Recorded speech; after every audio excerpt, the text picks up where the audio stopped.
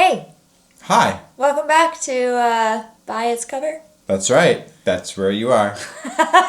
You clicked it, you should know. Or it autoplayed, in which case, thank you, podcast player apps, for the revenue. Don't click away yet. This episode's going to be fantastic. You're going to regret it if you leave. Just lost half of the retention from that. You don't ask people to stay. You say, go away. Nobody wants you around here. Why are you here? God, stupid. You're so stupid.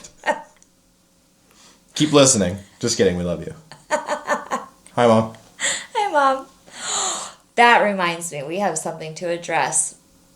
In a previous episode, we asked Mom the question of why she asks me what the Goodreads ratings are. Pause. Okay. As a sibling, I was immediately in trouble in my brain. We have something to address. Oh my God, what did we do? Why are we in trouble? Continue. Do you want to keep that in or not? Yeah. Okay. So the question was asked to Mom on a public platform why she asks me what a Goodreads rating is for a book that I'm recommending versus why she never asks Jake. What was the bad book you recommended? Okay, actually, that's not what it is at all. You know what she said immediately? Because he doesn't ever answer the phone. It's true. If you call me, I will not answer the phone. It's true. I hate being on the phone. It is the most disruptive thing to life you could do. All of a sudden, I'm having a conversation with someone. I can't even see them. They're miles and miles away. They're not even in the same room. And then your dogs bark because they don't know you're having a conversation, nor do they actually care. Anyway, there you go, Mom. Your answer has made it on the air. Congratulations. And if you want your answer read on the air, submit your questions to the comment section of the episode. Check out the episode show notes for our email address. Katie knows these things. I don't know these things. I just show up. So, Katie, what book are we covering? Yeah, let's do it. Covering? By its covering. Oh, by its covering. This is a verb now. We're so popular that we've become a verb. What are we covering? We are talking about a book today called Quietly Hostile by Samantha Irby. I read this one. You did not, That's correct. I did not read this. Why not, Jake? Well, let's do what we did last time. Okay. I didn't read this because it wasn't in the spreadsheet for me to read. But I want to guess what it's about. I thought you didn't pick it because it's nonfiction. I had no idea. Okay. I no longer know these things when I look at books, just reading them by their covers. And that's fantastic. It's like the least favorite thing, but we'll talk about that next time. Building anticipation for next episode. Thank you for clicking on the next one as well. Or having it autoplayed to you. Thank you. I really appreciate your patronage or whatever it's called. In 1 week. in one week. Stick around. Okay. So describe the cover. It's a badger. Are you sure it's not a skunk? Okay. I think it's a skunk or a badger. Okay. Yeah. It's got fangs. And it says quietly hostile, but I'm pretty sure this thing is making noise. Okay. But I didn't read it because it wasn't on the spreadsheet for me to read. It also says the word essays, and it's immediately a turnoff. Because I'm thinking, okay, there's an introductory paragraph, there's 3 body paragraphs, and then there's an outro paragraph or conclusion paragraph. So I'm thinking this book is all essays. Yeah. Like 100 pages like of just... full essays. 5 paragraph essays. Like I wrote this for the FCAT. Mm-hmm. Yeah. Yeah, the author wrote this for the FCAT. For our listeners in Florida, you know exactly what that is. Right. Yeah, it's how they tell you whether or not you're going to work in fast food. That's horrible. What else does it say on the cover? Wildly, seditiously funny. Our great bard of quarantine. Paul Segal. The New York Times. Oh, hey, look at that. Perul. Perul Segal. Not a Do you know who that is? No, do you? Absolutely not. For a second, I thought you did. New York Times bestselling author of Wow. No, thank you. Yeah, I kind of want to read that now too. I have no idea. Oh, okay, I have no idea what this book is about. No idea. Other than it's a book of 5-paragraph essays. Yeah, I don't think that there's any particular. This book is about anything. Yeah, what is it about? Tell me what this book is. It's like a collection of chapters that it felt like a collection of chapters of what she was thinking about or sharing with her audience or the reader. So like little life stories or hilarities, or some chapters were very, very short. It was hilarious. Essays? Yeah, they're essays, you might say. So it's a book with chapters of essays. Yeah, and none of the chapters were really very related to other chapters. So like short stories. Sort of, yeah. You might call them essays, though. There's this other author that I was given a book for. Mm-hmm. I'll have to figure out I think his name is like David Boone or something. Mm-hmm. But I read a book very similar to this. Yeah. But tell us some essays. Okay. First, I really liked that this book was dedicated to Zoloft. You know the dedication in the front where they usually dedicate it to their mother or their partner or God, or, this book was dedicated to Zoloft. Zoloft, the antidepressant? Yes. Okay. So tell me more, take us on a journey. Oh, man. There's a lot of stuff in this book that I can't talk to my brother about. But there was a lot of fun stuff in here. Wait. I wrote some Stop. stuff. I wrote some stuff down here that we could talk about. Why can't you talk to me about it? Sex. Oh, okay. I don't want to know. Take me back. Take me away. I have regrets. Okay, let's go to your notes. I would say this book did have a lot of sex and diarrhea. Do they often go hand in hand? Have I been doing it wrong? No. Go talk to your mom about that. I'm not going to talk to my mom about sex. I mean, my face is red. I can feel it. No, I'm not talking about sex with any of my family. Exactly. But we all do talk about diarrhea. We do all talk about diarrhea. And so, Samantha Irby, from what I've gathered from this, she has IBD or Crohn's. I can't remember if she has both, or if she's diagnosed with Crohn's, or if some of this happened before she was diagnosed with Crohn's or IBD. Not sure. But she definitely has a lot of diarrhea. And there was one chapter that was just full of, tips on proper bathroom etiquette, and there was a lot of diarrhea. I feel like part of this could be a sequel to Everybody Poops. Yeah, it could. It really could. And it was hilarious. It was really, really hilarious. One of my favorite chapters in this book is when she's describing how her and her wife got their dog.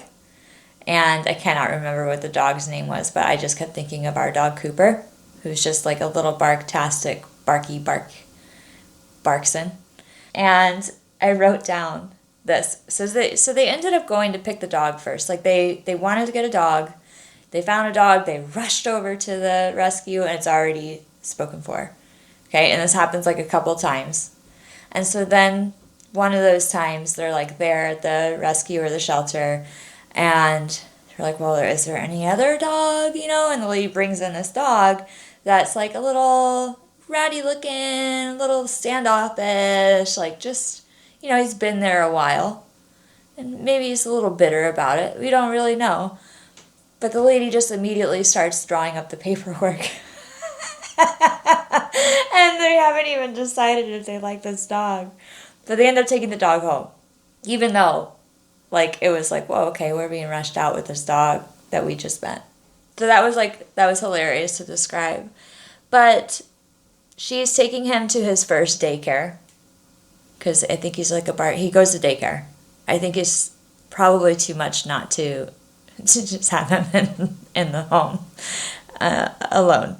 And she's afraid that he's not going to be allowed back to it. And this is, quote, when she picked him up and she was really, really dreading, are they going to tell me I can't bring this dog? Because he barks at everything. He's just very reactive, and he's a little guy. He's a little dog.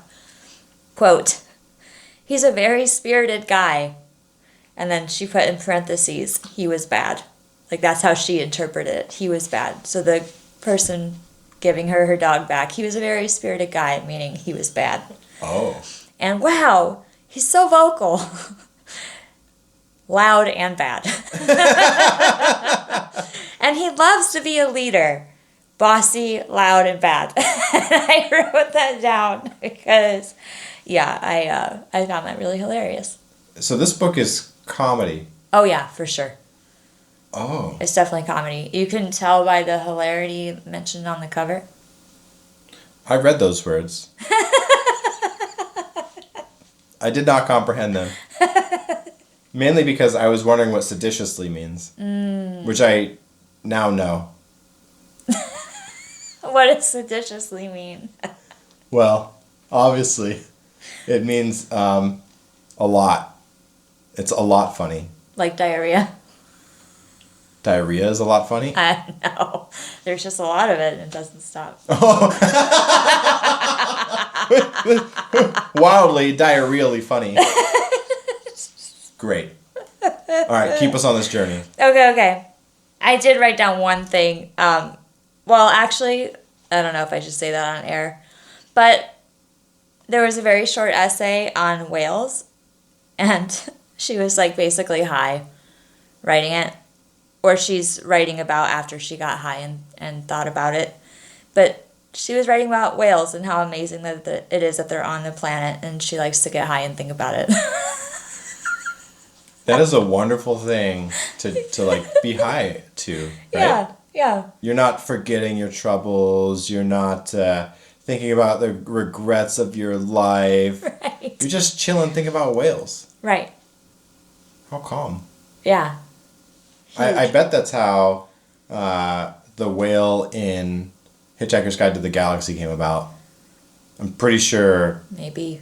What was the guy's name? You know, I was hoping you weren't going to ask me any questions about that book because I have never read it. Is it McAdams, the author? Maybe. Oh, God. This is one of those books I knew I wanted to read and then just never did. What was his name? Oh, well. So anyway, a whale falls out of the sky.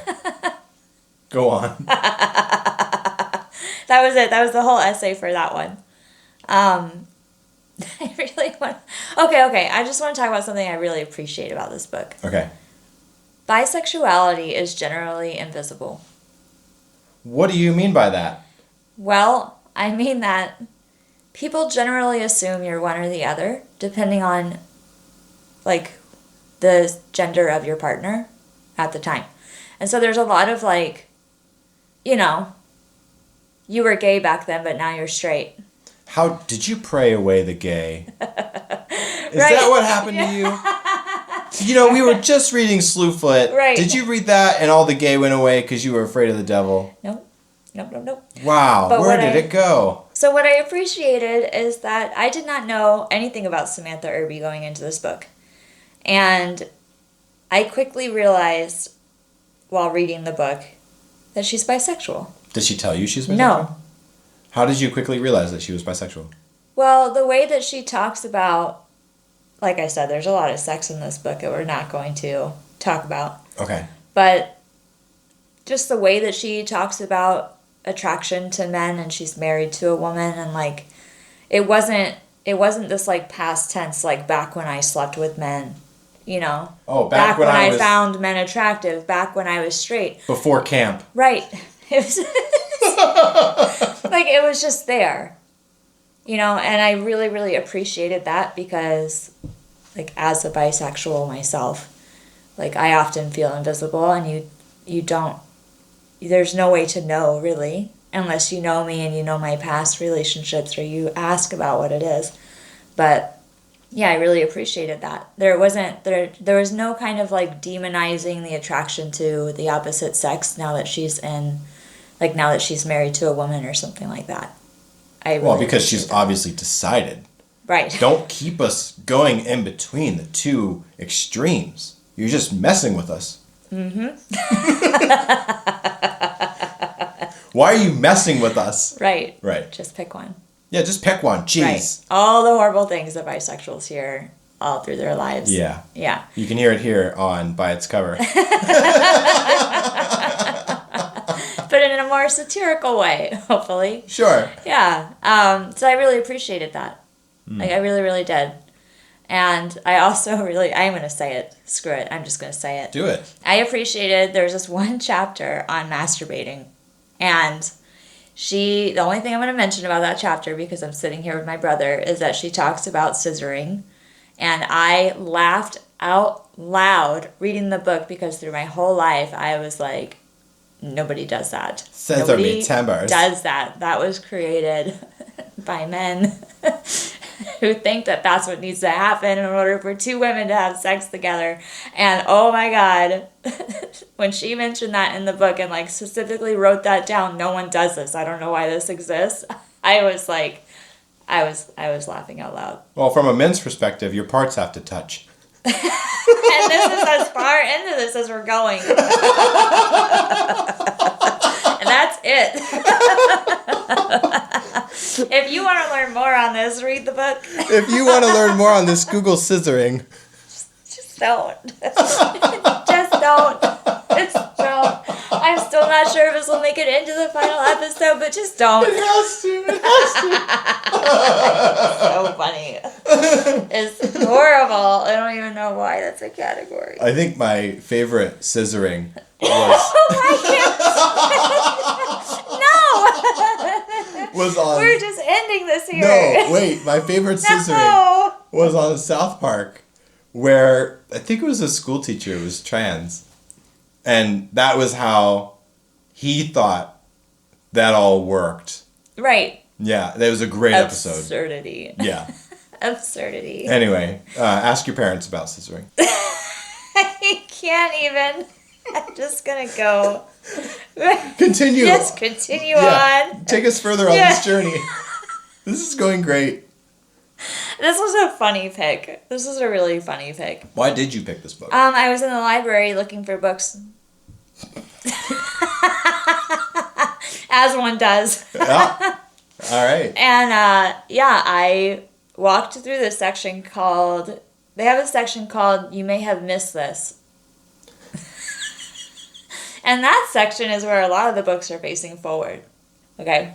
And this was there. Do you think this section is like the books that have been there for a long time that people haven't rented for a while? I thought that they were maybe new or popular or...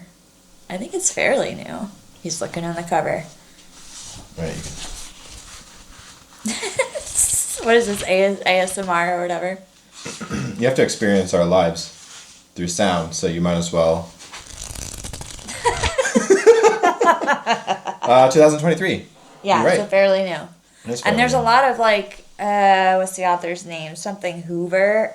And I haven't, like, I keep getting drawn to the covers of her books, but I think somebody told me that they're like sex books, and I'm not interested in reading romance novels.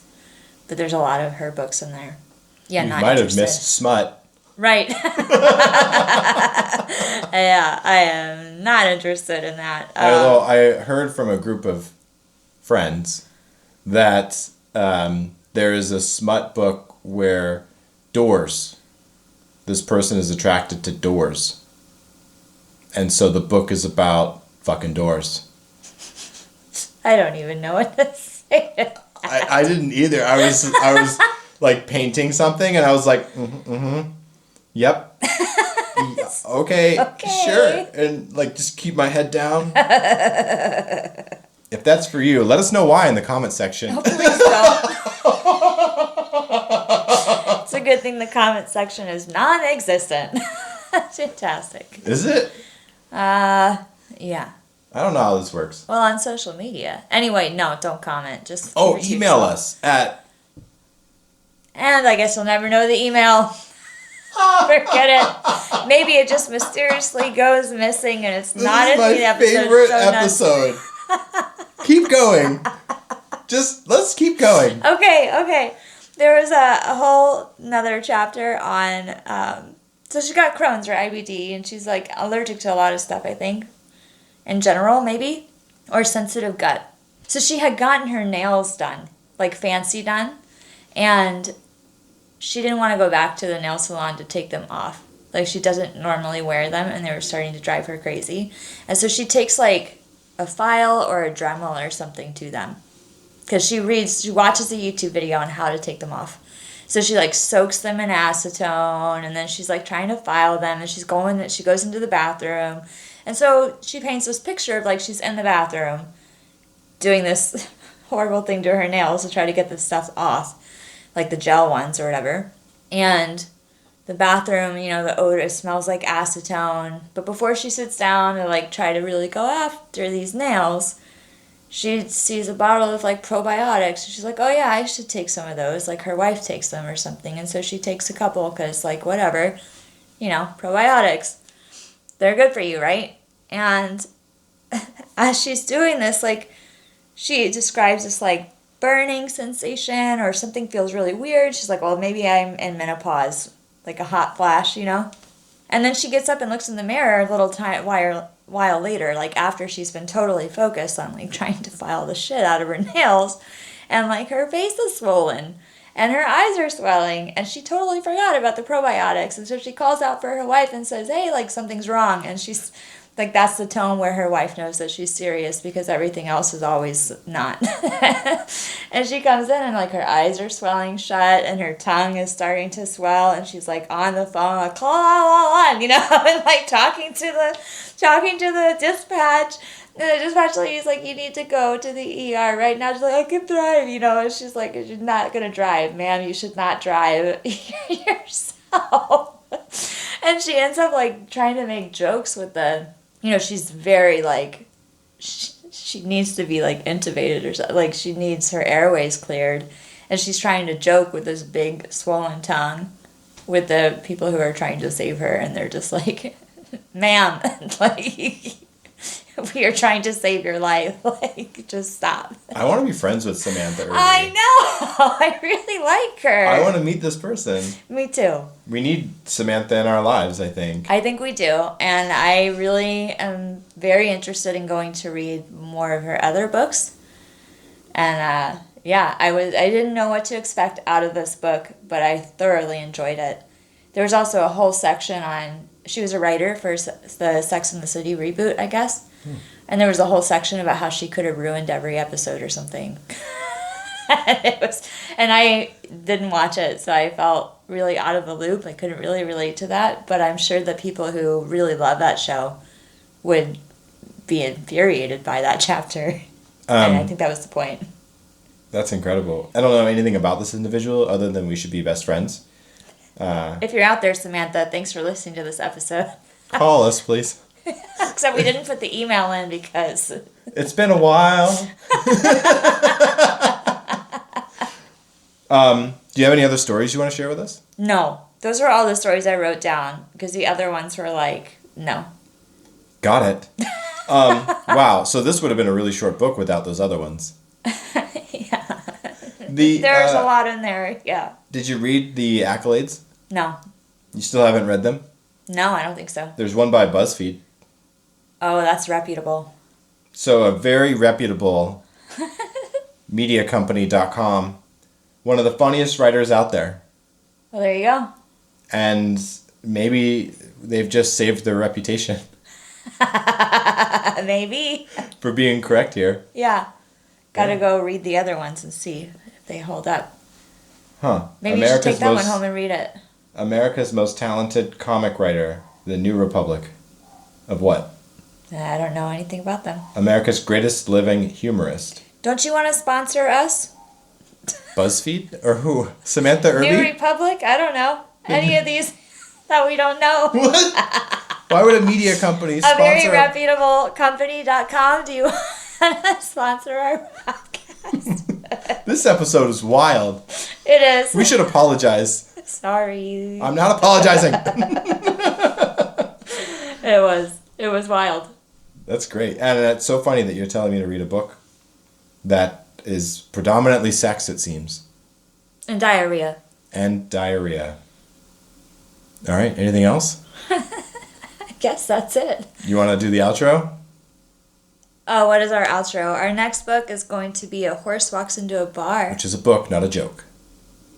Right. I don't know the joke anyway. But well, a horse walks into a bar, and you'll have to figure out the rest on the next episode of By its cover. Bye. Bye.